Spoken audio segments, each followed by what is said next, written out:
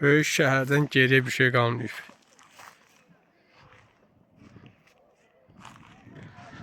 Bu da yeni tikilidir demək.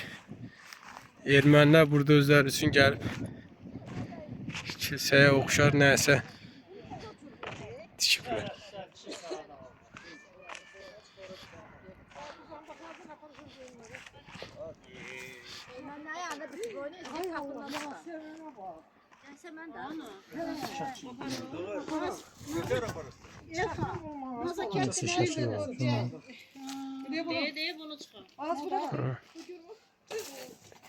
Yasemin ağası değil mi?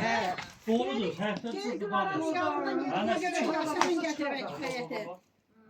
Binanın Yasemin de o. Yakan gel. Yakan gel. Niye sen beni geldin? Lapaklarla bıçak koy. Hemen kömenci değilim. Yok yok lapaklarla gelmek lazım. Ben yemeğe gidiyorum. Ne bu nedir be?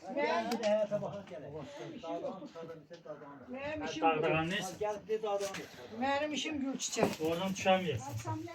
Sen de cevap. Bu nedir? Burada nedir bes burası? Çabra burada balacalar var. Çabra. Oradan kaç? Vay vay vay. Az gelin beri. Az yapıyor şu. Hamısı bizim evlerine fındıklarda getirdi.